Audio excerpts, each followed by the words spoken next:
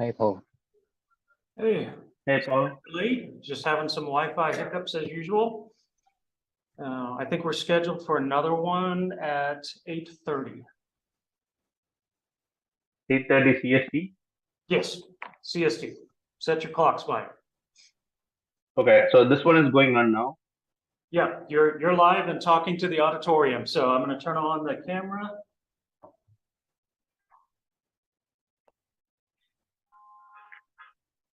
All right. Excellent.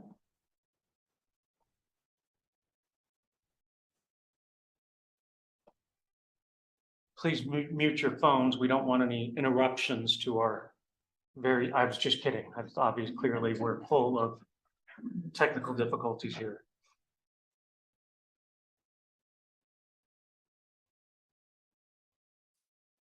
All right. Nathan, let me get you to co-host.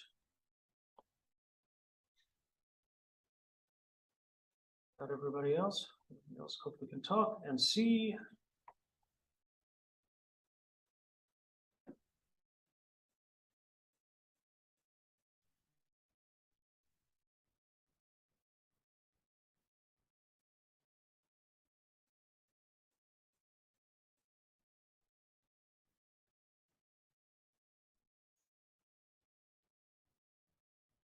All right.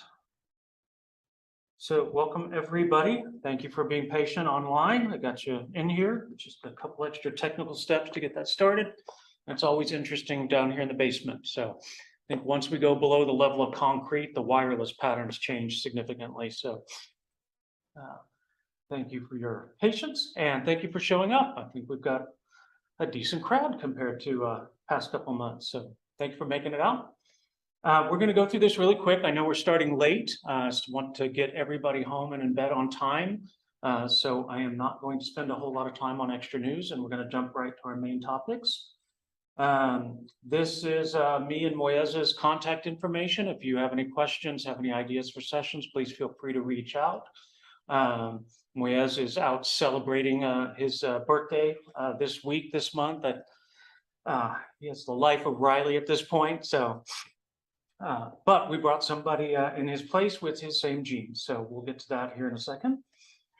I did not come up with a special Twitter code for us tonight, Danielle. I'm sorry. That is usually my thing, but did not have the time on that. Stack Champions, if anybody's looking to get involved with the group and wants to help out with content, ideas for content, really just kind of coaching and or bringing news, please connect with me. It was really my hope to have a bunch of Hogwarts school type stuff where everybody could, represent each of the very different types of development that go on in the Salesforce ecosystem and bring those together. So if anybody wants to help out and work with it, this is who we have right now. And I should have a good feature on flows next month. So more on that to come later. I do have a tiny minor announcement. It's kind of hit official. I gotta, and I promise I'm not gonna bug everybody with this, but I've mentioned it before. I got contacted by O'Reilly to write a book. And it turns out to not have been a scam to steal my bank information or something like that. I got my first royalty check. So I'm an author. That's my book. It is being released chapter by chapter, month by month on O'Reilly's Digital. And I will probably have some copies to give away here in another 2 or 3 months at one of our meetings. So if you're interested, check that out. The QR code up at the top right is still my favorite link of all time in the entire Salesforce ecosystem. It is the link to find all of the user group topics and presentations that are going on across the country by calendar. So if you have a day free, you don't have to specifically come only on the third Wednesday of every month or 2 o'clock.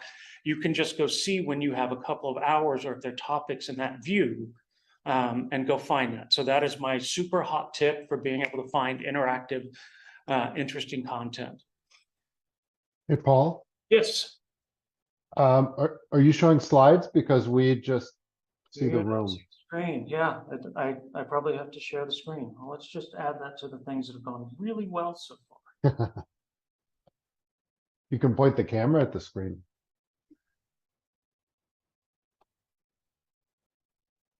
Worst case. Do that PowerPoint style. I want to do this screen that way right there.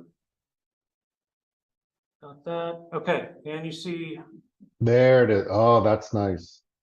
Yeah, okay. Like I said, I am stupid proud. Don't get me started. That's cool. I promise I will try not to talk about it again. Do you have to draw your own chicken for the book? They're still working on that. I have a request in for my own preferred animal. So I'm trying to come up with my own mascot, and I'm hoping that it accidentally aligns with what they assigned me through O'Reilly. The bat would have been cool though. Awesome. All right. Sorry, enough on that. All right, so our special presentation tonight, Sarah Thanawala, a lot of us know her. She's Moyez, our founder and Fearless Leaders daughter. So she's here to talk about It's Going to Be Okay stand up. I'll just let you have the floor. Sounds good. Thank you, Paul, and congratulations on your book. I have a microphone here. I'll just let you have this one and I'll find the other one. Okay, sounds good. Hi, everyone. My name is Sarah Thanawala. I am head of business development and client relations at Thanawala Digital. I am also Moyez's mini-me. And this year, I have been given the distinct privilege of running the Salesforce stand-up. And it is for a cause that I am super excited about. I actually sit on the board of It's Going to Be Okay.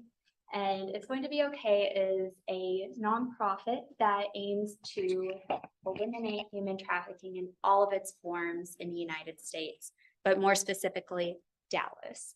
Tanya Stafford is an amazing human being. She herself was trafficked at a very young age. Her mother sold her for drugs when she was 13 years old.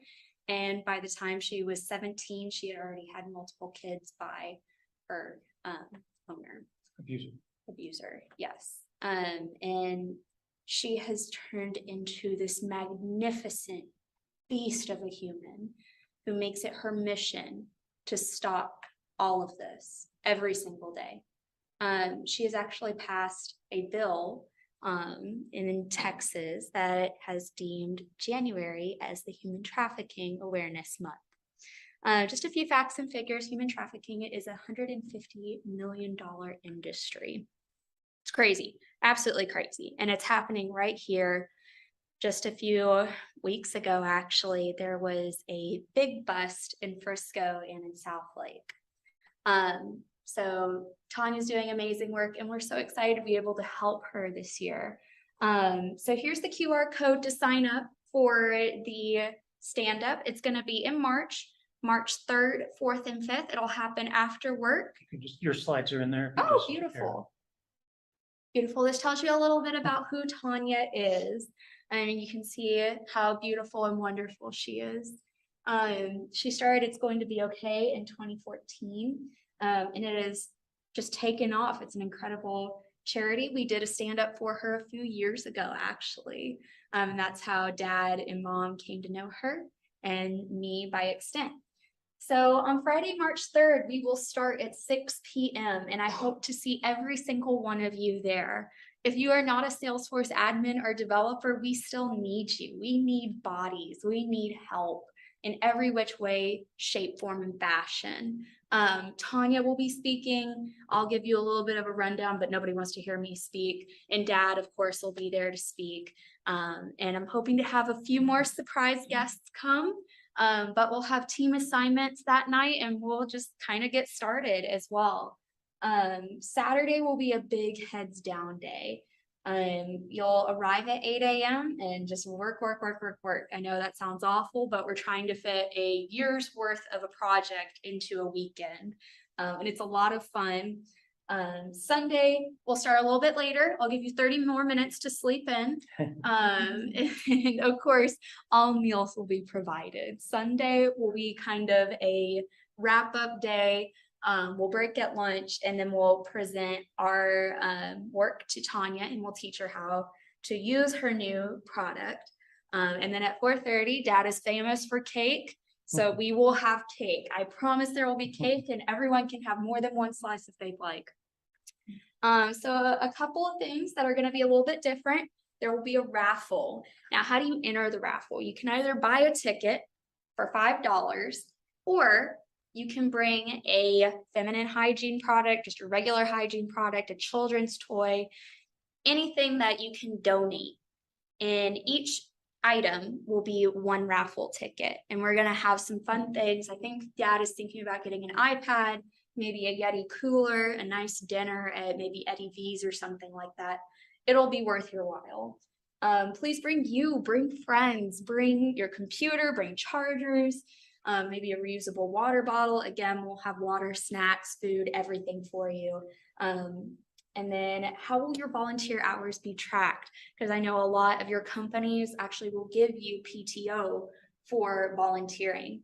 As long as you check in and check out with one of our care team members, we will track all your hours for you. And at the end of the weekend, we're going to send you a little certificate and a little NFT to put on your LinkedIn profile, your website, what have you. And we'll give you a little blurb so that way you can take that back to your boss and get paid for your work, hopefully. Lastly, here's the QR code. I really hope each and every one of you will be there. It's a great cause. It's a lot of fun. I went over the raffle. Yes. Yeah, is Dallas still in the top 5 for human trafficking in the United States? Unfortunately, it is. 2 or 3, I think, whenever we last talked to Tanya. Yes. It's horrible. It's only gone up with COVID, unfortunately. Tanya is great. I got to participate this. You guys have heard me talk about this if you've heard me talk at all, because this was a fantastic opportunity. One, it is such a refreshing pace. I'm good. Oh, perfect.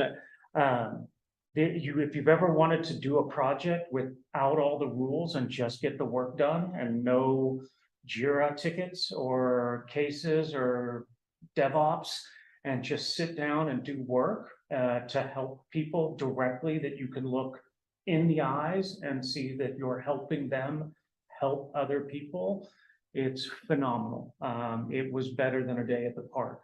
I was able to pitch in directly, but there were a lot of people that were just able to learn, and they acted as gophers, communication between the groups.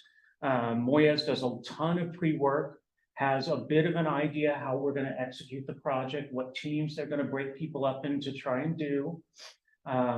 We scramble like kids soccer and all hustle to the ball that we're oriented to. And if we get bored with that and you don't own something, you could go learn something else. So it's also the people that are assigned to stuff are usually there because they like to volunteer their time and they know how to run teams. So there will probably be a lot of people from Slalom. I'll be there. It'll be direct chance to interact with people that hire and have jobs and can make recommendations.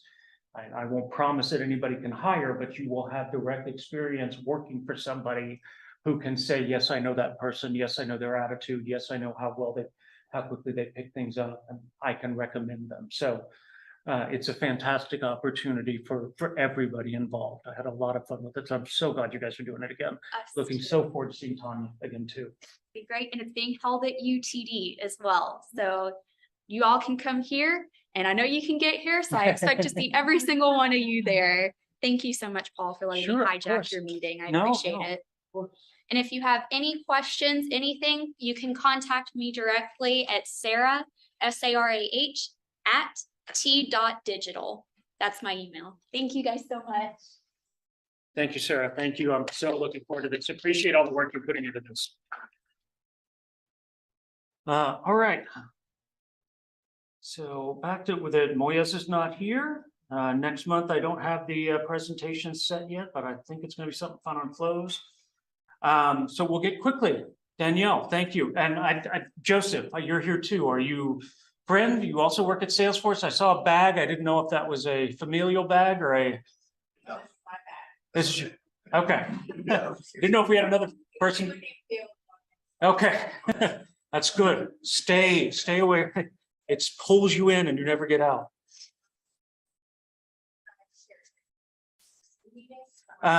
You can come up, you can join the Zoom meeting. You can email me your slides really quickly. Okay, then probably joining the Zoom meeting will be the. Yep. Have you been able to connect to the wireless? See, it's easy for everybody. I have rotated 3 laptops at one time and 2 hotspots. I'm still.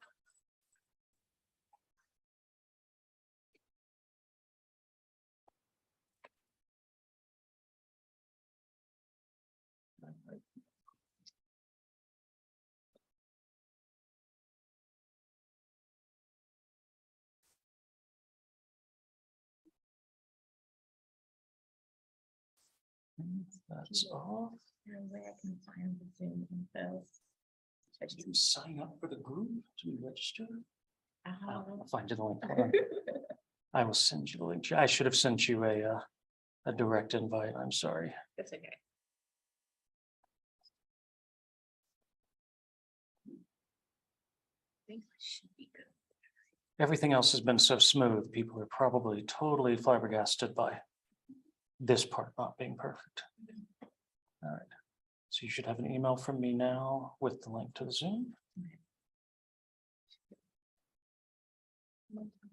There's an extra output down here.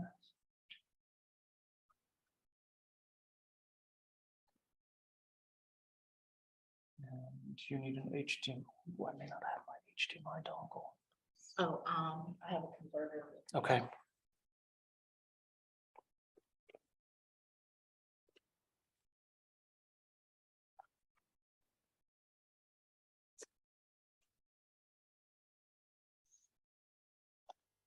I figured if I joined the Zoom.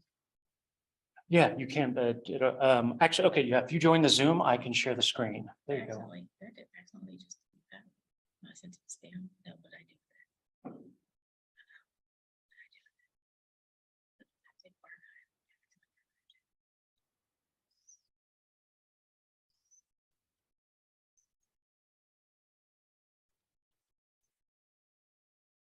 I used to get email by accident.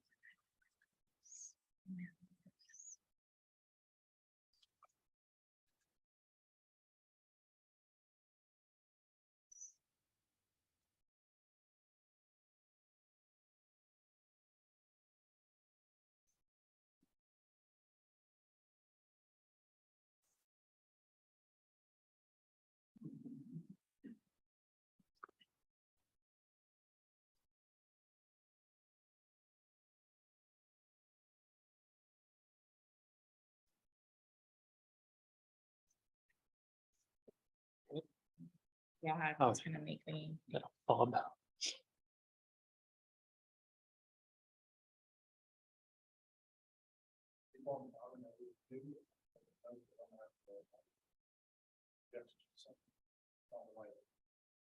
What about it? Oh, okay. They should be able to chat, they just can't speak. So.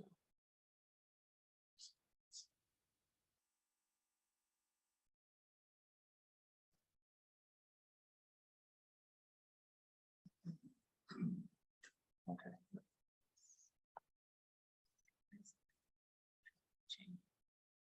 I hate Zoom sometimes.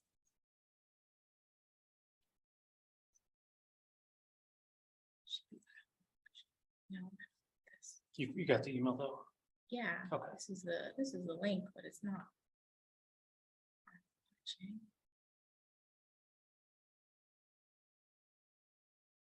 Oh, okay, well, that's not Oh, or fun. am I in it? I don't think I am.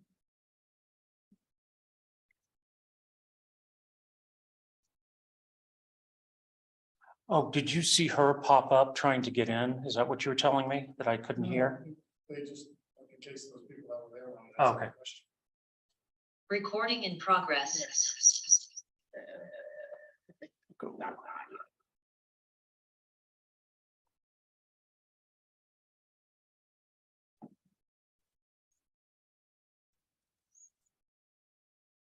Oh, wait, did you make me a panelist? Oh. Can you say that again?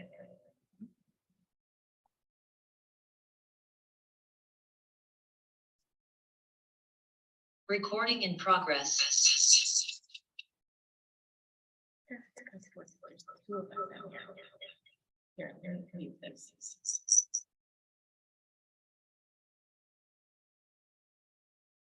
Oh.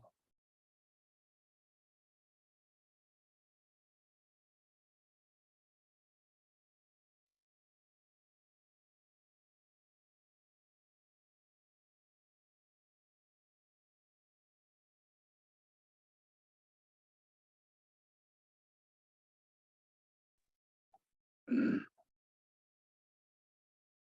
Paul, everything's muted now.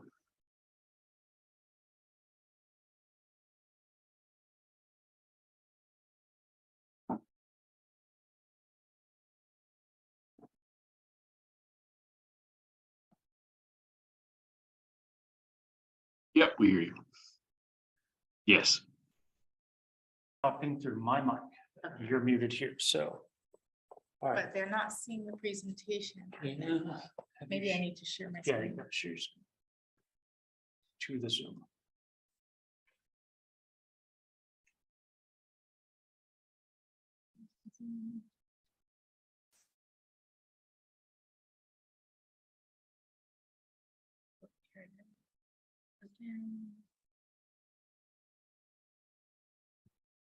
Okay.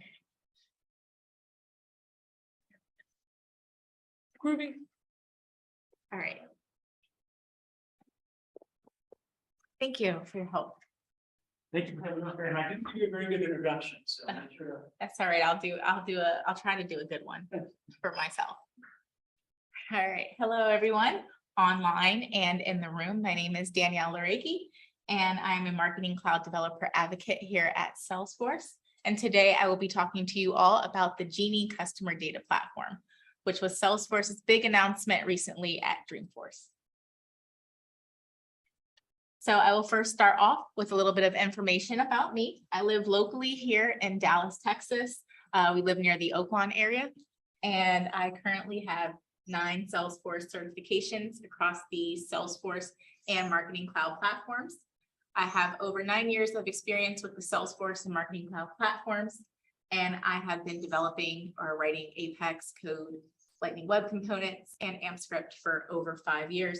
I've also dabbled a little bit in Java as well as JavaScript. And at one point in time, I even tried to do iOS apps, coding with Swift. I have been working for Salesforce for 3 years.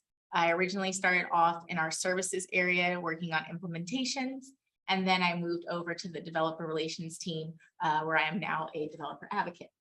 I also have some experience in consulting. I am former Accenture, worked on a couple of projects with them.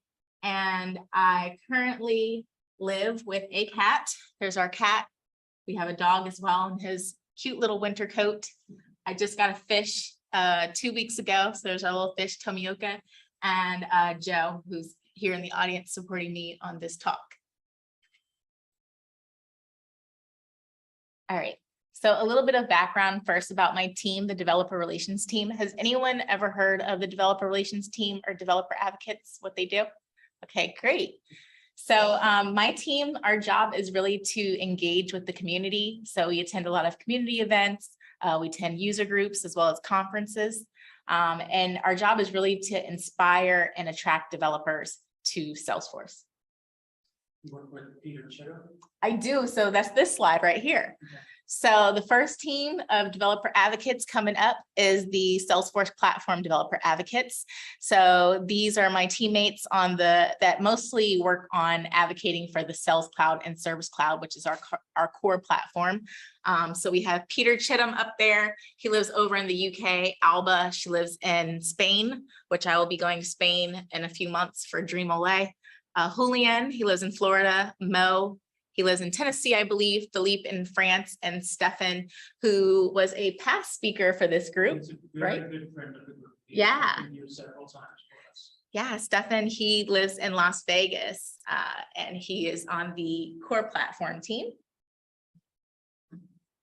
And then here is my team, which is an emerging team, I am the developer advocate for the Marketing Cloud platform, which means that I focus mostly on Marketing Cloud account engagement, which is formerly known as Pardot, as well as Genie Customer Data Cloud. And then I just got 3 new muleys to my team as well, who will be creating content for the MuleSoft platform. And so some of the things that we typically do are Ask Me Anything sessions on YouTube. We do code lives, we write blogs, and we just go to a lot of events and evangelize the platform. So it's a lot of fun. I love this job. And speaking of events, so some of the past events that I've been to is Dreamin' in Color, Southeast Dreamin', Dreamforce, World Tour New York, and most recently I was able to go to French Touch Dreamin' and have some fun there. And now I'm going to get into this wonderful slide that I'm sure you guys have seen a million times. So I am a Salesforce employee, and because I am a Salesforce employee, that means that I might make some statements about some products or features that may be coming in the future. So please remember to make all of your purchasing decisions based off of what is only available in the platform today. And now we will get into the meat of our presentation. So Genie Customer Data Cloud, which has gone through many, many renames, because you know we at Salesforce love to rename things. So what is Genie? So Genie is really a way to build a single source of truth, as well as to unify many different disparate systems. So Genie Customer Data Cloud is in the cloud, just like Salesforce, which means you can access it from anywhere if you have an internet connection. So you will go to login.salesforce.com, and then you will enter in your credentials, your username, your password, and voila, you are in Genie, just like how you log into your regular Salesforce org. And so what Genie really seeks to solve is, once again, many companies have many different systems, right? So maybe they have a legacy system that they're storing information about a customer. Maybe they have another system that they're storing information about, purchasing, one that might service customers for incidents. But basically, there's just all of this data sitting in all these many different systems. So what Genie really seeks to do is to bring all that data together so that you can form a single point of view and a single source of truth. And so some of the ways that Genie can be helpful to you all is real-time flow automation.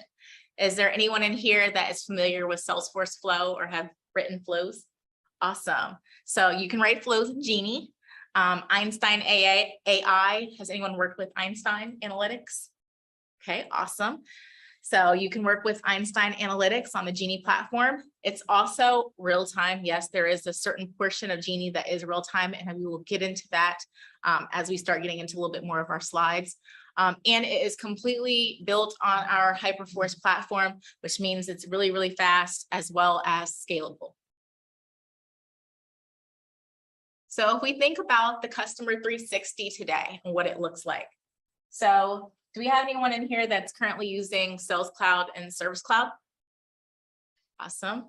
Anyone that's using Marketing Cloud by chance? No Marketing Cloud users? Okay, that breaks my heart a little bit. Commerce Cloud?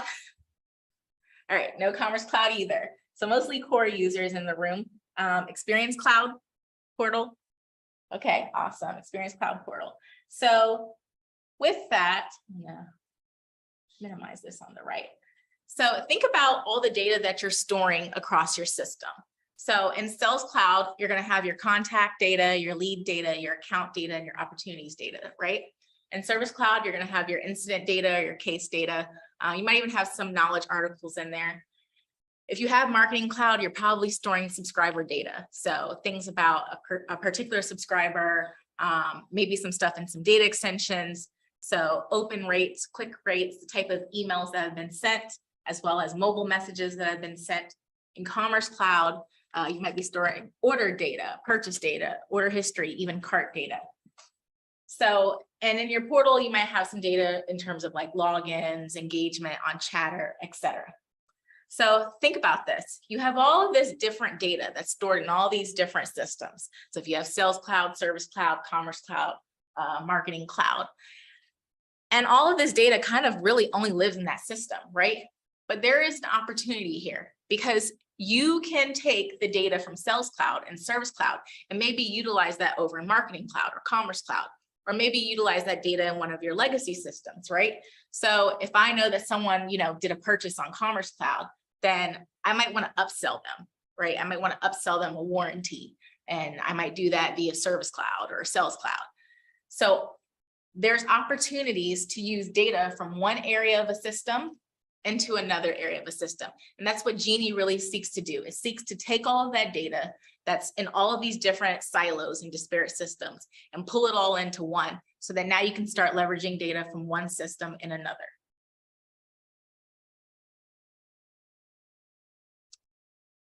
And so the very first thing that we have to do with Genie is get data into Genie. And the way that you do that are via pre-built Salesforce connectors. So we currently have connectors that allow you to pull in CRM data. So that's your Sales Cloud data and your Service Cloud data. We have a Commerce Cloud connector that will pull in all of your Commerce Cloud data. And then we have Marketing Cloud connector that will pull in any email messaging data as well as mobile messaging data. We also have a MuleSoft connector. So anything that Anypoint platform can connect to. So that's all of your legacy systems. Anypoint can connect to SAP, can also connect to Workday. There's something like 250 plus connectors, and it's all configurable. So all that data can be pulled into Genie via the MuleSoft connector. There's also file-based approaches with Google Cloud Storage as well as Amazon S3.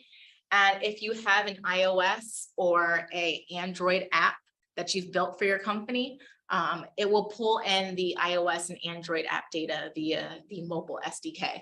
And if there is a website that you've built for your company that's just on some type of homegrown stack, you can use our web SDK to pull in that data from your website as well. And so what that does is that allows you to really pull in all that data so that you can start harmonizing. And again, our end goal with Genie is to build a single source of truth and a unified person that you're working off of. So here is a diagram of where all the data is coming from and how it is coming into the customer data platform.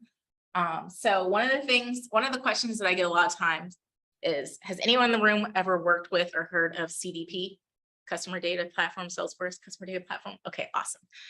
So I get a lot of questions. Is Genie CDP? Is CDP Genie? Yes, CDP is Genie and Genie is CDP. So Genie is built on top of the customer data platform, but it's going to be a little bit different because Genie is going to extend what is currently in CDP today. So there's a lot of enhancements that are coming in terms of data lake capabilities. So more things that you can do with the data lake, as well as connectors. A lot more connectors are coming, as well as analytics. There's some more capabilities coming as well. And all of that is coming underneath the Genie umbrella. So CDP is not going away. CDP is kind of morphing into what is now Genie. And so some of these flows may look similar to the flows that you've seen with CDP. So Sales Cloud, Service Cloud data is all unidirectional. So that data can be absorbed into Genie, but Genie does not push data back out to Sales Cloud or Service Cloud. Now, Marketing Cloud is bidirectional. So Genie can ingest data from Marketing Cloud, and it can also push data out to Marketing Cloud as well. However, other things like Tableau will be unidirectional as well. So you can build dashboards and analytics based off of the data that's stored into Genie, but you cannot push data from Tableau into Genie.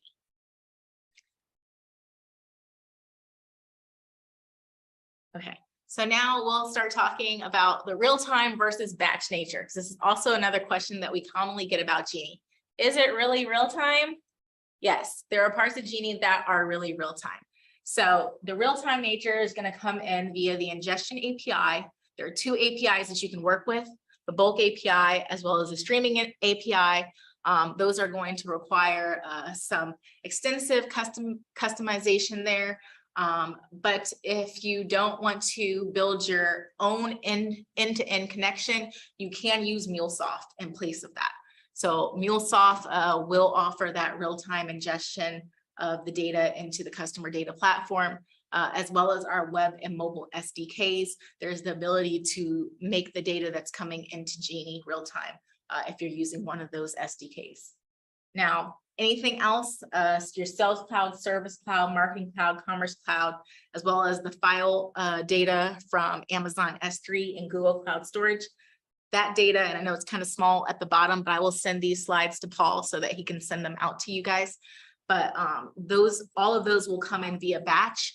Now you can schedule those batch jobs to be either hourly, daily, or monthly, or weekly, but those are coming in via batch. It will not be real time. The data will only be as fresh as the time that the last batch job ran for those. So how is data ingested into Genie? So data is mostly ingested in Genie via data source objects. So data source objects come in via your data streams, and we will demo this. And then on the right, so if you're familiar with Salesforce, you're mostly familiar with standard and custom objects. Those don't exist in Genie. Those go out the door. So in Genie, we have what are called data lake objects, as well as data model objects. And all of this is happening within what's called a data lake. So what you will have to do is you will have to map your data streams to these data lake objects and data model objects.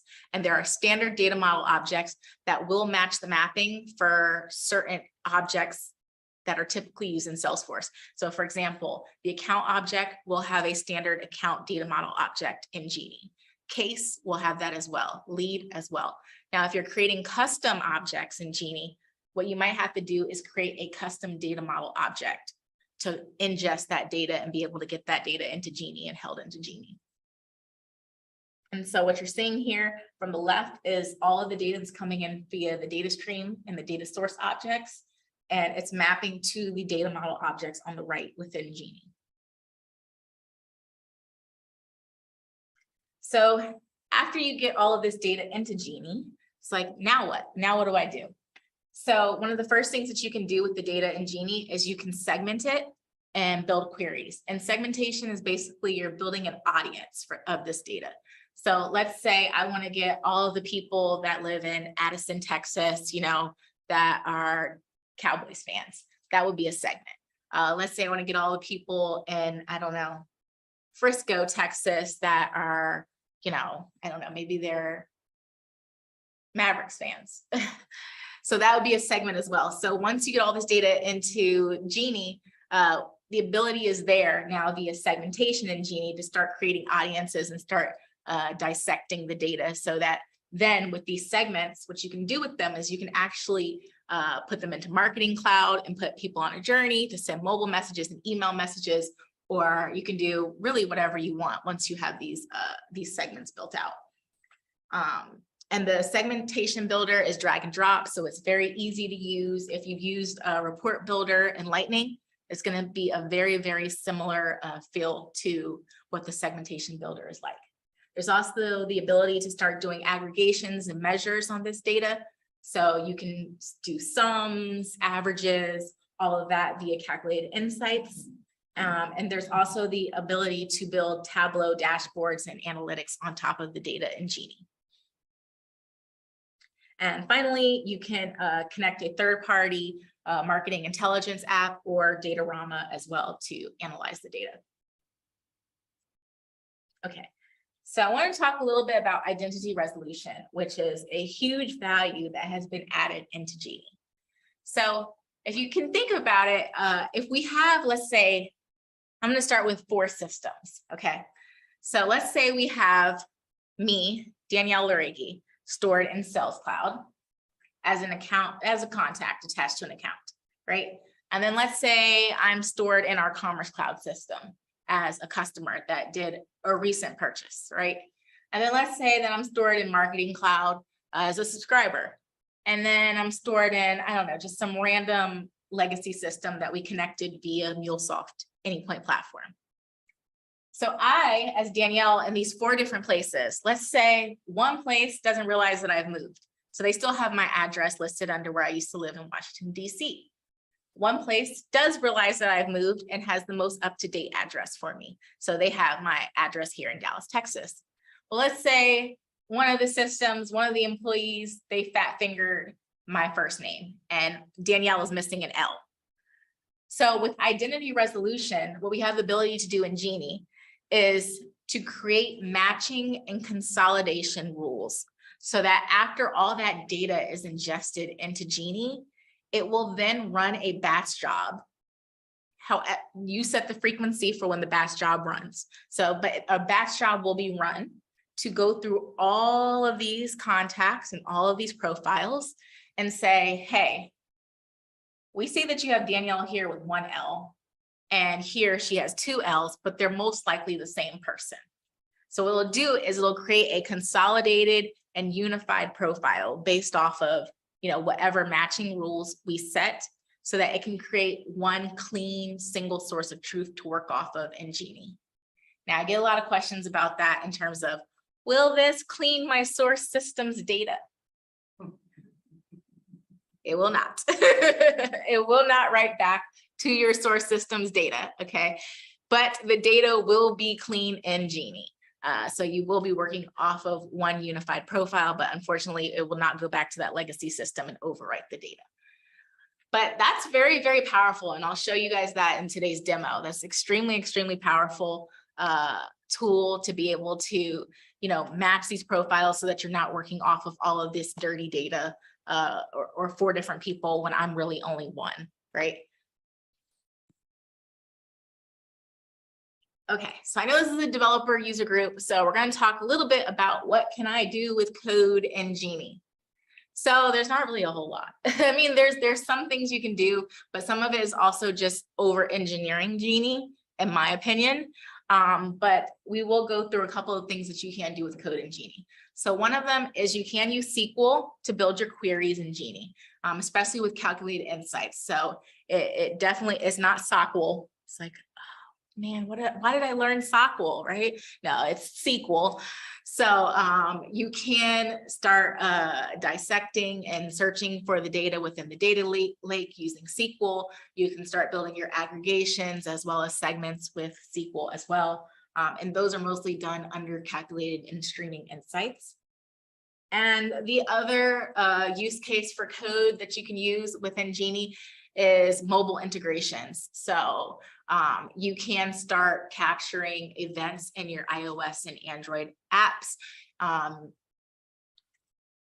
Basically, you would just import this into the Android or the Xcode in the STK or the Gradle files, and then you would pull it into your mobile apps, and then Genie would be able to start capturing that data from your mobile apps. Now, we do have a wide variety of APIs that are also available with Genie. You can view some of those in MuleSoft. You can also view some of those in our Postman collection online. And we also have a vast variety of documentation about doing these types of integrations on our help.salesforce.com website. But I will forewarn you that the documentation, the prerequisites, and the steps are extensive. So it's going to take, it would take quite a lot of time to basically get through it, but there is the ability to do some things with code in Genie. Now, there's really not a lot to do with Apex because once again, there's not really custom and standard objects in there, and you're not really doing a whole lot of data transformation within Genie. But if you do feel so inclined to explore one of those use cases, there is the ability to not only use Flow on the Genie platform, but also to use Apex as well to do any type of data transformation. And so one of the other things you're able to do is package data kits. So if you create a data kit or a data bundle within Genie that you think might be useful to others, or a data stream that might be useful to others, you can package them up and upload them to the App Exchange. And also, if there are people that might have already built a data kit, a data bundle, or a package that they feel like might have been useful to you, there is the ability to download those into Genie as well from the App Exchange. And once again, we do have a multitude of APIs that are available with Genie, with working with the data streams, calculated insights, as well as the web and mobile SDKs out there. So you can extend Genie with those APIs. I think in some cases you might be over engineering, but it is there if you want to look at it on our help.salesforce.com website. Okay, so now I'm going to get into a demo of Genie. Okay. So here, has anyone ever heard Northern Trail Outfitters, like our fictitious company, which is basically a North Face ripoff? Don't show this recording to anybody. That's a Salesforce employee. Go straight to YouTube. Right. Sorry. So Northern Trail Outfitters is a company that sells a lot of activewear, camping gear. And if you've been to any of our Marketing Cloud trainings or many other trainings, that's one of our fictitious companies that we use. So this is a fictitious site. So I apologize for any errors you may see. But See the question, Danielle? Mhm. So we're not marketing people Mhm. usually here. Mhm. But this, I think we all appreciate. I'm usually working in my silo on Service Cloud, and I'm fixing my cases, and I'm making sure the case is accurate. I'm making sure the account and opportunity is accurate. But how many people here have gotten a telemarketing call and you've answered because you didn't get a potential spam warning, you thought it might be a real phone call, and they asked if such and so person was there, and it's not your name, and they ask you the wrong name, but they know where you live, or they knew you're a Verizon customer. They had some piece of the information wrong, but some of it right. And how fast do you hang up on those people when they can't even get the phone call back? So this is leading back all of those interactions, all of those customer touch points that we're all working on individually, lead to us being able to build the business for our clients. And if that information isn't accurate, that trust relationship that you've been building with your case system, with your account system, with the franchise system of the company that's related to the company that it's working under the umbrella of, that one slip up breaks the trust with that customer and ruins the sale. And people from marketing are getting that that's a user experience, that leaf of a leaf of a leaf data can kill your business. It just takes one bad interaction to ruin 40 years of a customer's relationship. And so that's, to me, that's what makes Genie so big. That is fixing everything on the top. So that, oh, congratulations on your new baby. No, that was my ex-wife. This is the current. This is McCollum. Don't call me again. You've gotta have that insult right, or it's sour. Once somebody makes you mad on the phone with a mistake at the wrong time of day, done. That's So, exactly thank you. right. Sorry. No, that's exactly right. Yes. The spam is better at spamming you with stuff you wanted to spam. Out of curiosity, if you're not writing source data, I'm a marketer right away, so I'm here for the marketing class specifically. So for me, if you're not writing source data, how does that experience changes? Because the salespeople still work out of the sales cloud, service still works from the service cloud. The data is still disconnected and still wrong. Yes. Yes, that is true. So what we would encourage is that they would use the unified record.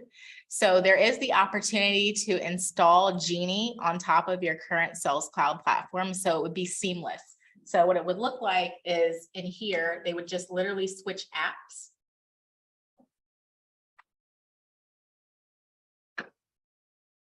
And then they would have contacts here. So we're still in Genie, but there's contact, there would be contact records here. And I'm not sure how many are trying to load, but we would encourage them to work off of only the Genie contact record, which has been cleansed, as opposed to working off of the disparate record within whatever CRM is connected. Yeah.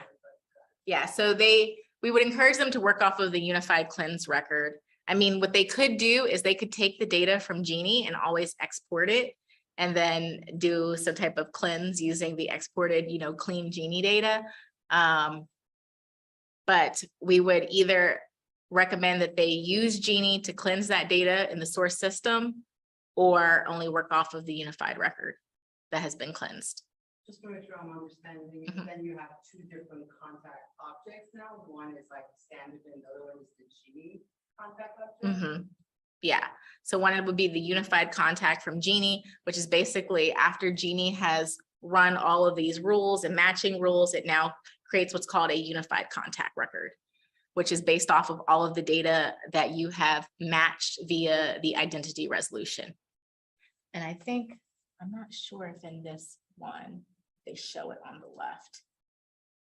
So no, in this one, they don't have it exposed. But this would be the unified contact record where they have literally taken all of the data from Commerce Cloud, Sales Cloud, Service Cloud, Marketing Cloud, and they've reconciled, and now this is the unified contact. That was another which one. We will get into that. These are great questions, though. So here, so we're first going to start into data streams. So remember, at the very first thing we have to do with Genie is get data into Genie. And so the way that we do that is, once again, via data streams. And so you have the ability to create a new data stream. And here are all of the systems that you can connect. So we can connect Marketing Cloud, CRM, Commerce, mobile app, web ingestion, or Interaction Studio. We also have, once again, the Amazon S3, Google Cloud Storage, and MuleSoft abilities down here as well. And so I'm going to click into Salesforce CRM. Just to show you guys. It's not going to let me actually connect anything because in this particular org, I have only read access and privileges because this is what the same org that all of our account executives used to sell. So read only for me. But you can kind of get the idea here. So we click the Salesforce CRM tile, and now we're seeing all the objects that are in our Salesforce CRM that's connected. And so we can pull over any one of these objects into Genie. So we would select the object and then we would click next. But for me, I already know that it's going to error. So I'm just going to click out of this. There's also the Everything that is something to do. You can specify which fields. Yes, you can specify which fields. But on the next screen, it would just give me a nasty error because I'm read only. And there's also the ability as well with the Marketing Cloud system. I'm actually on a different screen, but it's still showing me as on that screen. Okay. That just pulls the data. Yeah. Yes, so that would pull the data into Genie. So once you complete that flow, it would actually pull all the data in via this data stream into Genie. But you would have to map the fields from the source data to Genie. I'm going to show you how you do that in a second. It looks like this one is erroring. It's working earlier. It just wants to take a break right now. So with Mark, yeah, no, this is the org. Okay, so we'll come back to this later for the Marketing Cloud bundle. But if we go into one of our existing data streams, so here we have a case data stream. And so with the connected Salesforce system, we can see that there were 54 fields total that we decided to pull in from that case object. And we decided to map 14 of those. So here are all the fields on the case object, as well as their data types. So you're probably already familiar with these, the contact email, contact ID, contact mobile phone, and then the is closed status, is deleted, is escalated, is locked, typical case fields. So over here is the mapping. So basically in that wizard that I don't have access to, that it's giving me errors for, what you would do is you would select all of the case fields or all of the account fields or all the opportunity fields for whatever object you're choosing on that. And then that will pull in those fields to be what's here on your left. And then on the right, you would choose your data source object or your data model object that you want to map to within Genie. So left are our Salesforce fields that are coming over from our Salesforce CRM system, and to the right are our Genie fields. Do you have to create all the custom fields or does it do it for you? These are already there out of the box. So here, As soon as you create the data stream and add the fields, create something close to it, I guess. yeah, so actually out of the box in Genie, we do have what are called standard and custom data model objects. And these standard data model objects are made to map to your standard objects, Salesforce objects out of the box. So here on the right, you see we already have a case data model object. And underneath that case data model object, there are already fields out of the box in Genie to be able to digest some of that case data. Now, if you've created a custom field on your case and Salesforce, of course, there's not going to be a custom field in Genie that maps to that. So there is the ability for you to create a custom field within Genie to be able to ingest that data. That makes sense. But then you have to create it twice, right? If you sync it first and then later on you create a custom field in the standard object, now you have to go back and do it again on the Genie, right? That's correct. You kind of want, and correct me if I'm wrong, I'm saying this is a question. You want Genie if you have a bunch of overlapping concepts that you want to bring together to a single thing. So Exactly. you've already got 13 copies of it, and you're using Genie to go in and deliberately say, this is what's going to define the rules of all these 13 different data sources of what qualifies as this customer's case or an interaction with this customer. I don't want log files from the modem. I only want their call tickets to come in. And even though the guys who built that system 20 years ago used cases to have modems talk directly to cases, I don't want to include that. I've got that data, it's over there, it's in the case object or that I use for other stuff, but it's not part of that new definition that I want to call people on and say, I'm checking in on all of your cases. I see that you've had 13 in the same week.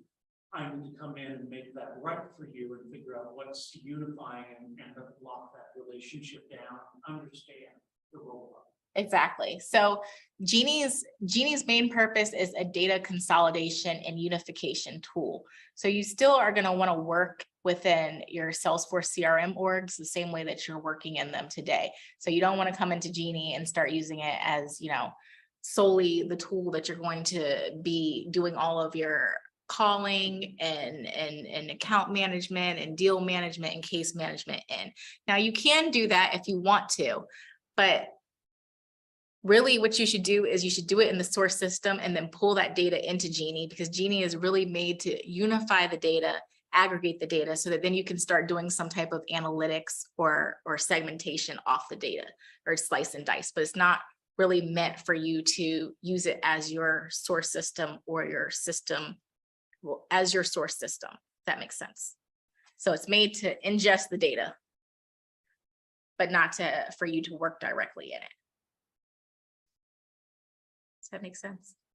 Okay. But then it goes back to me again, if I'm asking our sales team to work off the Genie record, they're not gonna go to sales, like standard object, do their stuff, and then they have to, we already have problems with them working in Salesforce. So if we say do it twice, they'd be like, no. So they don't necessarily have to do it twice. So I did talk to one of our account reps about this a few days ago. So there is the ability to view Genie in your existing Salesforce org so that you can see all of the Genie data in the same org as your source org.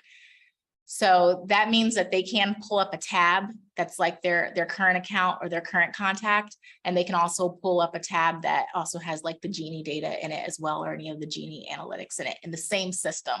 So they don't have to log out of their CRM org and then log into a Genie org. There's the ability to show all that data side by side. But I got noted it was frozen for a second. That sounds like okay. But internet pickup was about 20 minutes in the schedule. So okay. Sorry. That's all right. We usually get kicked off around 8:45 and it ends the recording and the video and everything. But I never get to say goodbye to the virtual. Oh no. Oh no.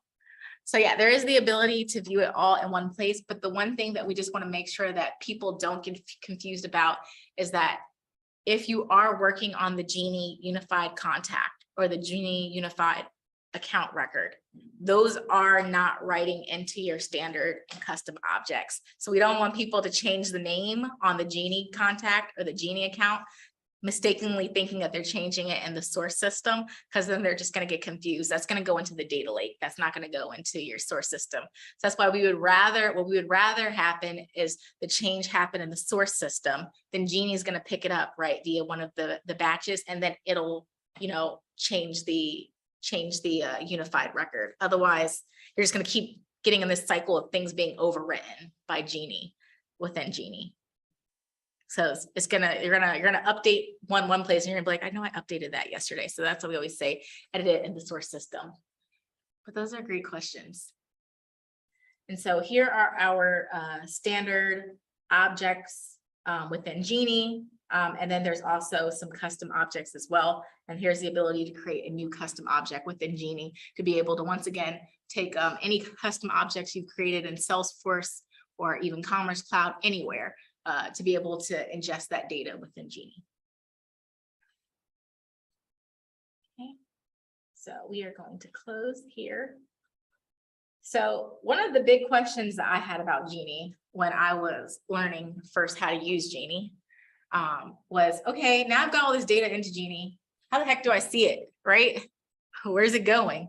So the way that you can see the data that is ingested within Genie is you would first go to this Data Explorer tab, then you would choose the data model object, and then I'm going to choose account, for example, and hope that it doesn't error out. And so here you can see all the records that are coming in via our Salesforce org. So here we can see the account ID, we can see their name, we can see the Salesforce org that it's coming from, as well as the object.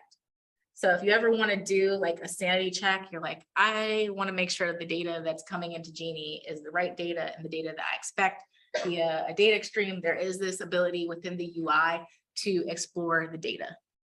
There's also the ability as well to copy the query. So once again, now it's getting confusing because we're like, okay, well, we were using SQL for calculated insights and streaming insights, and now you're giving me SQL. So this actually is using SQL, not SQL, and you can select different fields within this data model object and copy it if you want to work with this SQL query. Now, does anyone see anything that looks a little bit different from what you're used to seeing in a typical SQL query in Salesforce?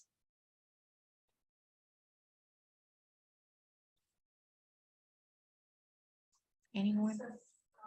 Yeah, the SSOT prefix. So that's how you know you're working with the Genie object as opposed to the Salesforce object, because it's going to have SSOT as the prefix, and then it's going to have that underscore DLM after the account name. So typically, if you're doing a SQL query and you're within Salesforce, you're just going to see from account, right? But here you see that underscore DLM. And then the field values are still underscore C, but which is typical. But then again, we don't really see underscore C on a standard object when it's a standard field. So that's a little bit different here as well, because I'm pretty sure there's some standard fields in there like name as well as description on the account. So that's how you know you're working with the Genie objects as opposed to the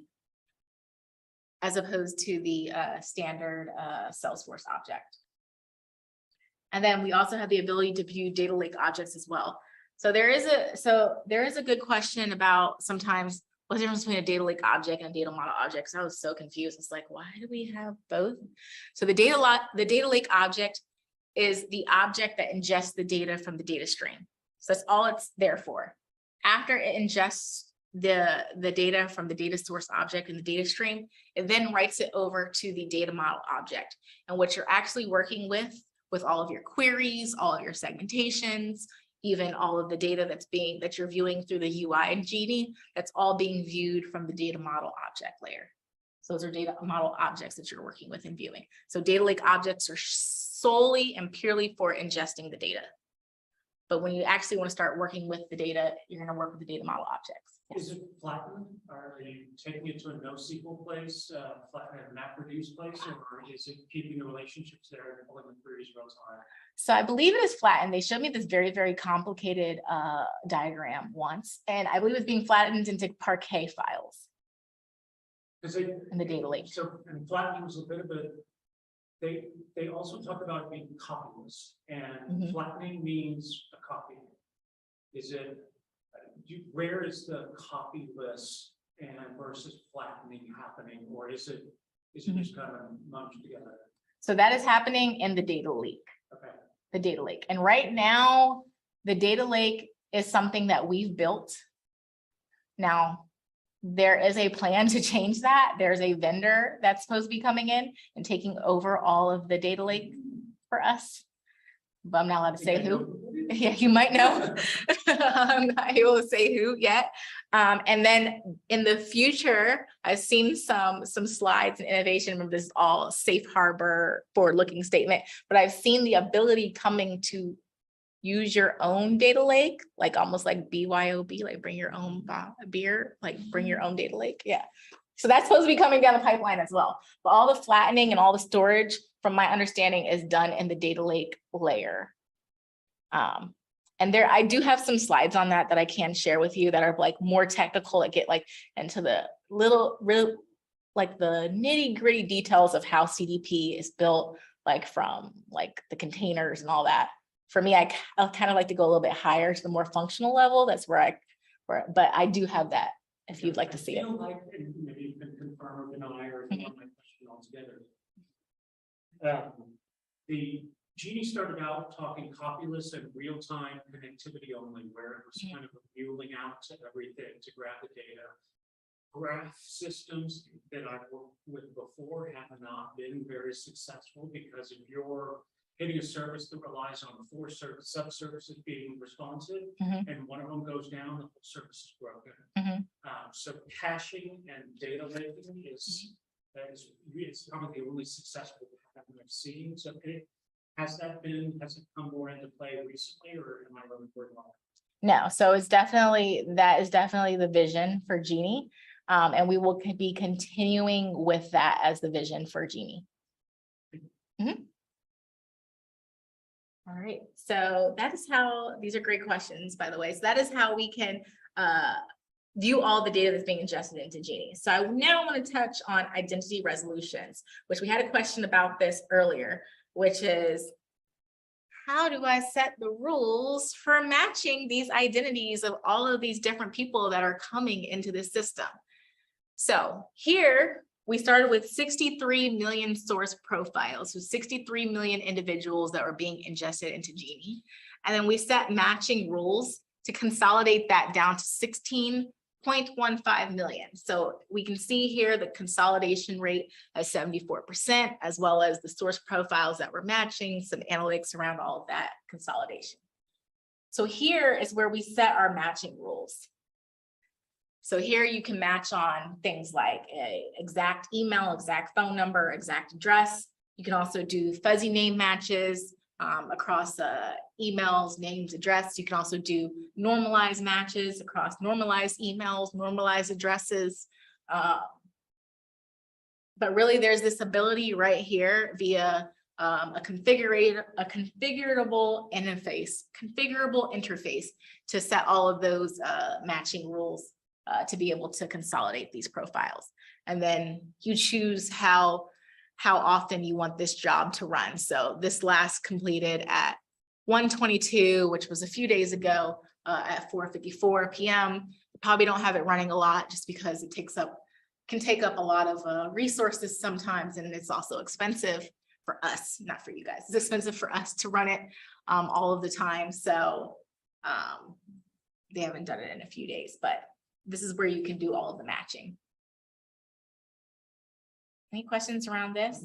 How do you know which one takes precedence then? Yeah. Matches? Yeah, that's a great question. So here, you see that right here where it says most frequent. So what does this mean? This means that you have the ability to set the rules upon which is the record that wins. So if I, Danielle Larregui, am in one system 10 times and my address is my Dallas address. And then maybe I'm in another system one time and my address is the Washington DC address. I can say, find where their address is the most, and that is the winning address. And you could do that with the name as well. Find where their name is spelled correctly the most. That's the winning name. Phone number, email address, anything. So right here is where you determine what is the winner, basically.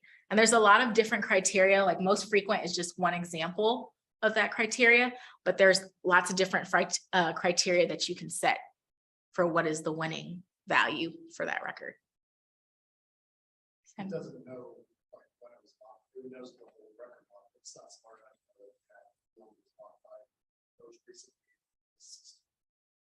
without having a separate field, right? So you could create, yeah, so you can bring that into Genie. So like same thing with like Salesforce, like how we have like a last modified date on the Salesforce record. So we can ingest that and then we can use that field for our matching. So the last modified date would be updated for the record, but you wouldn't know if the address itself was a thing unless you went into a field tracking log. Can you ingest field tracking as well? Set up audit trail, Yeah, or field. but not change set up log. audit trail, like the audit trail for the change log for the like the Change field log. tracking. So like where you can track up to 20 fields per object. Uh-huh. That I don't know. I will ask though. Yeah, it was a good point. Yeah, that would be a Yeah. heavily weighted thing, and it might, yeah, they might have called it 30 times, but in the other system, that's where they updated their. Yeah, their yeah. address.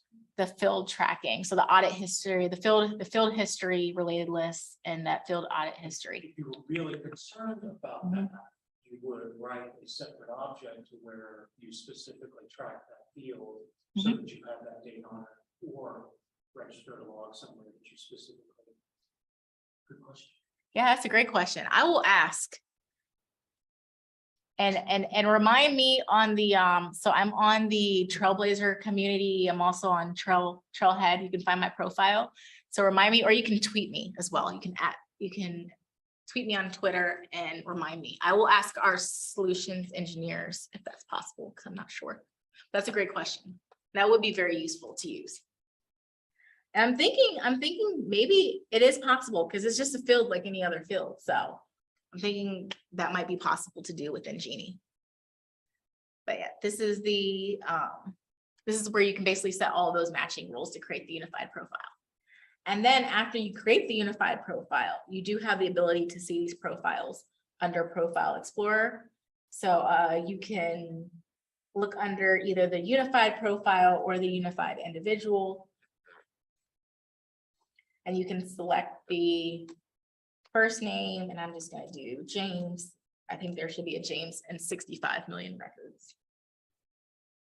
And then it will pull up here all of the people here that are under James and the different ones, and then you can view the record.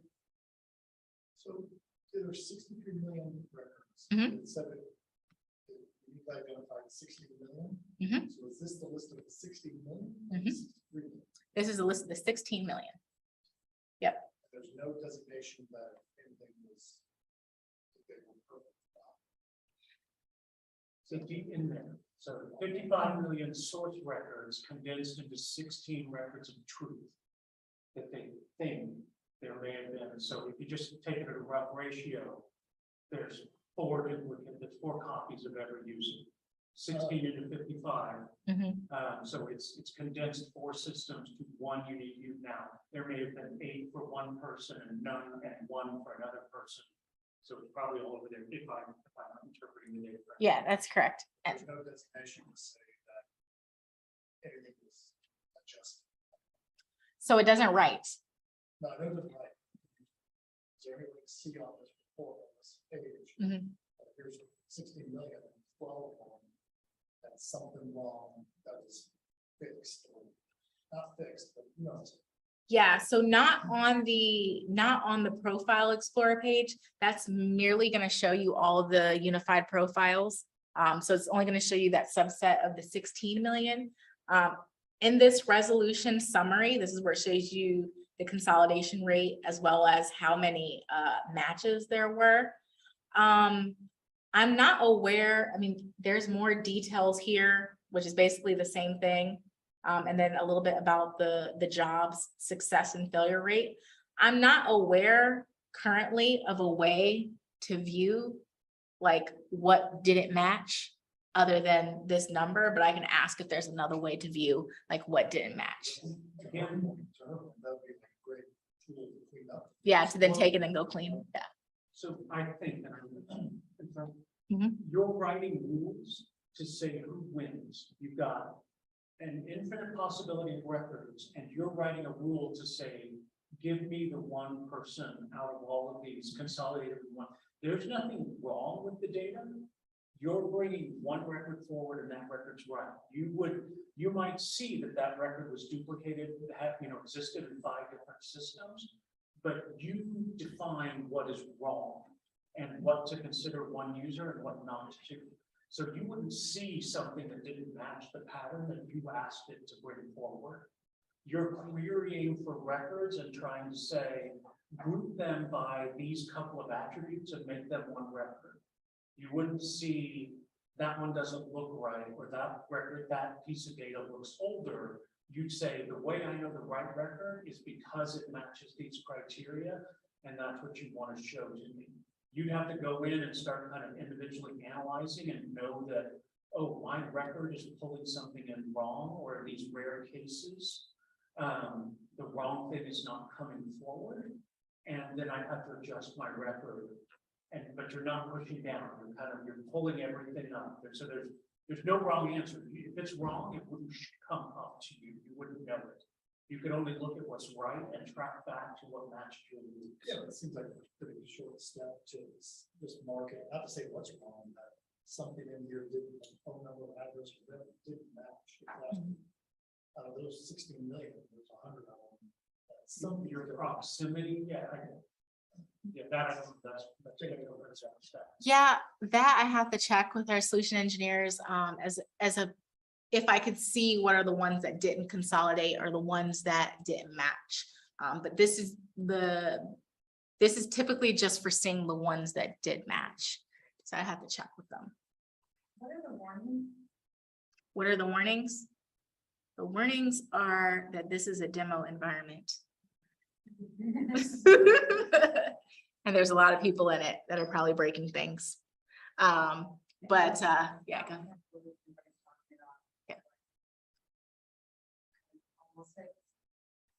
Yeah, I mean, there are some things here that are saying there's some fields that are attributes that didn't get mapped, as well as there's some ways to improve the matching criteria, but it's not showing the records as far as the 55 million that didn't match. So it'll give you some of these warnings. But it's not going to show that subset that didn't match. It's just going to be like, hey, there's a better way you could be doing this. But I didn't build this. Probably set up 2 different filter rules, one with a tight match filter and another with a rough match filter, and get those results and compare them side to side and see if you're being too strict or too weak. That way. Sorry. Yeah, there is the ability there. You can get pretty loose with some of these rules. So there is the ability to do a rough match as opposed to an exact match. There's fuzzy matches, things like that. So to pull it in, but I'll ask if there's a way to view those ones that you can do some type of data cleansing in your source system with it. That's a great question. Okay, so in the interest of time, because I see we're kind of coming up on time here. So the last thing that I just wanted to show was segmentations and segments. And so here you can view a segment. And once again, this is really just creating that audience of people. So maybe it's, Mavericks lovers in Dallas versus Stars lovers in Frisco versus Cowboys lovers in Plano. And again, it's very easy to build a segment. I hope this lets me get into the edit view. It does. And the way you can do that is you'll be able to see all the attributes from the data stream that you brought in, and you can just drag and drop it. And then you can start doing, is equal to, kind of similar to what you would do with Report Builder to start setting parameters. So to build those segments out. So you could literally pull in, city equals Dallas. And then you would pull in, Stars lover equals true, or Mavericks lover equals false.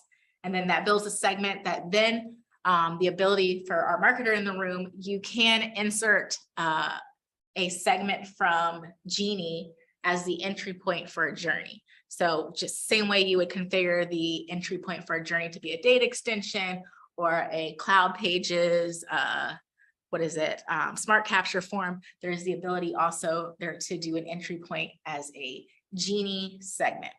And so as soon as you create this, you would set the time period that you would want it to run, and then it would go into the journey and you could start sending your emails as well as your mobile messages based off of the segment in Genie. All right. So unfortunately, we do not yet have sandboxes for Genie, sadly, for you guys to be able to play with yet. Hopefully those will come soon, but we don't currently have that as a capability right now.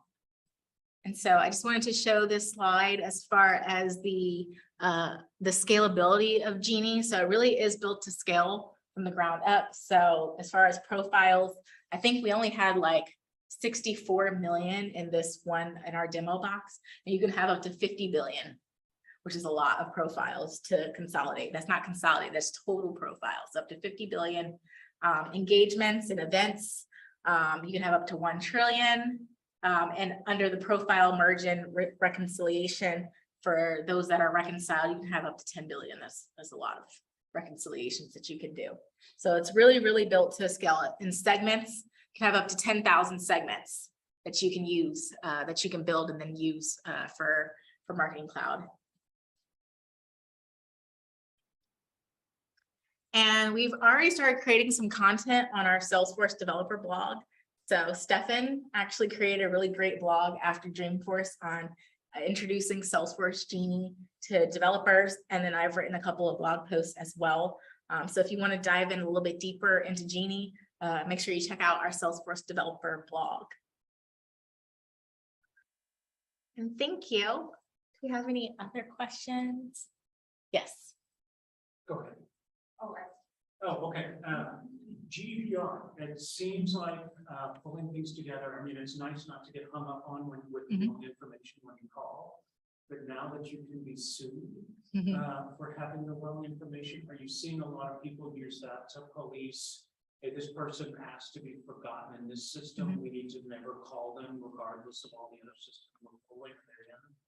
So as far as customers, I'm not seeing that, but what I do know is that Genie is completely GDPR compliant, as well as all the privacy laws. It's compliant to that. I do have a slide that I normally include in this deck that shows you like every single compliance that it adheres to, but I took it out.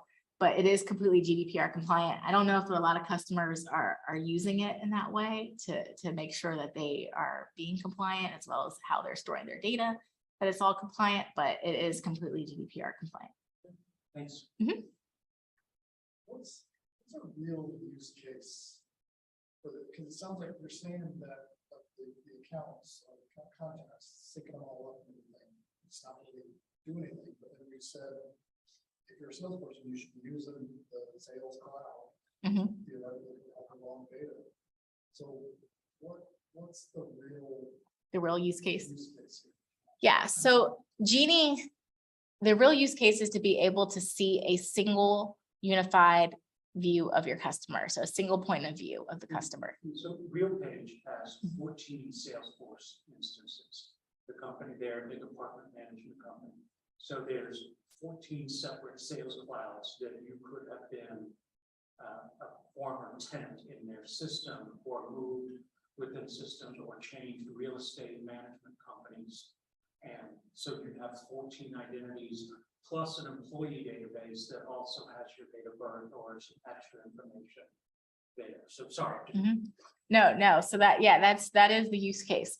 So if you want to see what is the cleanest, latest, greatest information on that customer based off of, some of those identity resolution rules that you've written, or if you just want to see data across the clouds or even across orgs, that is really what Genie is used for. So it's used as, we hate using this term master data management, but it's kind of like a master data management tool to create a golden record that you can view the best data that you possibly can view across the systems. Now, that doesn't mean now start using Genie as your source system. It's not supposed to replace your source systems, but now it's saying, hey, look, I can create a golden record for you. Maybe if you're using 5 CRMs, maybe if you're using, 10 different disparate systems, I can create a golden record that most likely has the most correct information across all the systems that this customer is stored in. But they're not gonna, what do they do with that? Because it's the people that are using them all theoretically by a lot of data. Did you create, for example, did you create a real example, be a financial dashboard for the CEO to see the real financial numbers? Is that like what this? Yeah, so you can integrate, you can build Tableau dashboards and analytics. So if you're wanting to build a Tableau dashboard or analytics, you're not going to want to build it off of 40 disparate profiles where it's the same person. So Tableau dashboards and analytics, even aggregations, that's where the calculated insights comes in with being able to do like any type of measures. So maybe like purchase dollars, purchase history. Like if you made a purchase in Commerce Cloud, right? And we have 4 different profiles for you, but you're the same person. We don't want to add your dollars in 4 times because that wouldn't be the true revenue that we got from you. The revenue would be from what we got from you a single time because you're the same person. So what Genie gives you the ability to do is to ingest that data and then say, okay, now let me unify his record. And now let me see his purchase data of only him with his unified record. And now I can go, build a dashboard or analytics tool. So it's really just made for unification and data visualization purposes. And I will find out if there's a way that we can figure out how to get those like non-unified profiles viewed, and maybe there's something you could do with them. I'm pretty sure there is a way to view it, but I just don't know it off the top of my head. But that's really the purpose of it. So you wouldn't start using this as your CRM org. So would this be a data warehouse and CDP? Would this be a data warehouse Mm-hmm. and CDP for to base Salesforce kind of basically instead of investing in different data warehouse or different CDP platforms?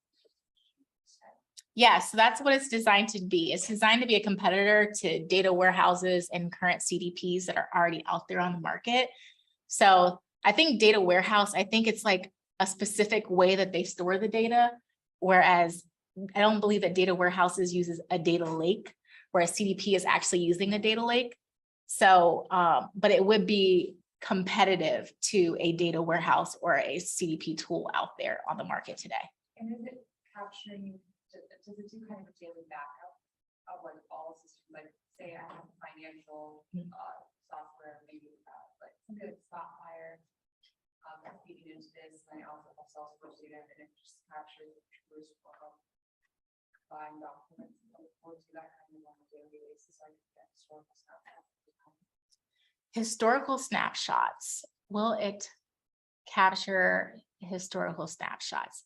That I'm not completely sure of. I'd have to ask our solutions engineers what happens if the data is constantly getting overwritten with the next data stream, or if there's a way that it's storing that snapshot of when like the data stream last run, or if it's just overwriting it every single time. I'm sure for a fee. Right? I think. Because I'm trying to solve the norms this over getting the data warehouse. Mhm. And instead, but this has to be basically historically accurate for Yeah, that's writing reporting. a great question though. I will ask, let me go back to my first slide. So if you, let me start there. If you have a Twitter, you can add me on Twitter and send and message me that to remind me. If you don't have a Twitter, I'm also on LinkedIn. So you can like take a picture of my name, or you can send your question to Paul. And also I am on the Trailblazer community as well on Trailhead. So you can find my Trailblazer profile and I get messages on there. Okay, awesome. I'll send all my information to Paul and I will get that question asked. Mm-hmm. Other questions? Yes. So for just saying, I'm not a marketing cloud user, I'm actually a Marketer user, which I'm evaluating marketing cloud. So did you say that, however, the connection between the Genie and marketing cloud is bi-directional, or is it still one way? No, for marketing cloud is bi-directional. So we can ingest data into Genie via email studio, mobile studio, as well as mobile push. So that's all of the emails that's gone out. Emails have gone out, email activity with opens, clicks, bounce rates, all the mobile messages that have gone out, whether they've been read, unread, or interacted with. And then it's also, it can also push data out in terms of the segments, data to build segments. So again, I'm just gonna say, like, in terms of like the marketing use cases, so not the email communication, not that channel, but maybe for lead gen campaigns, right? So when you're executing it, if I cannot write it to Sales Cloud, then there is a huge gap, right? At that moment that we're losing that for me, it's more like, sounds like a BI tool than a CDP, because I don't have an activation layer still in this one. Like, I can't do a sales marketing alignment here. Yeah, so when you build your segment, it would enter them into the journey and then they'd receive the data, but it's actually not writing the data or storing it into marketing cloud so that then you can store it back into Sales Cloud. Yeah, it doesn't do that today, but there's a lot of things coming. So I'm pretty sure that unidirectional for both Sales and Service Cloud is coming soon, but today, no, I can't. Sadly, I'm a former real estate client and now with JP Morgan. And for me, multiple sales clouds is my life right now. That never goes away. Yeah. So one of the distinctions, and so to me, marketing cloud, you've got your day-to-day work with your users, it's in Sales Cloud or Service Cloud. Marketing cloud is pulling data up in from your Salesforce cloud, but it's not. Marketing cloud wasn't really built to do a ton of aggregation from multiple systems, but marketing has control of the rules it uses to ingest data worked with those IT teams or those operational teams. Genie sits above that, writing rules, trying to figure out what the truth of the data is for your purposes, and it becomes a separate query layer where you manage the mapping. And it's not the person deciding that the ticket address is now the endpoint. It's not the customer's address anymore. It's the closest address to the field technician.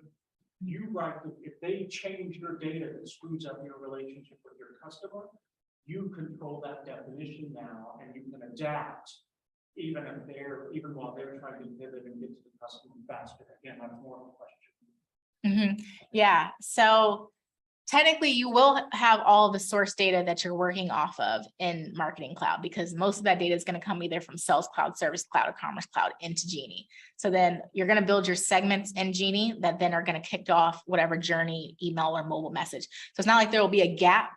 Like, I don't have this data at all. That data, thank you for coming.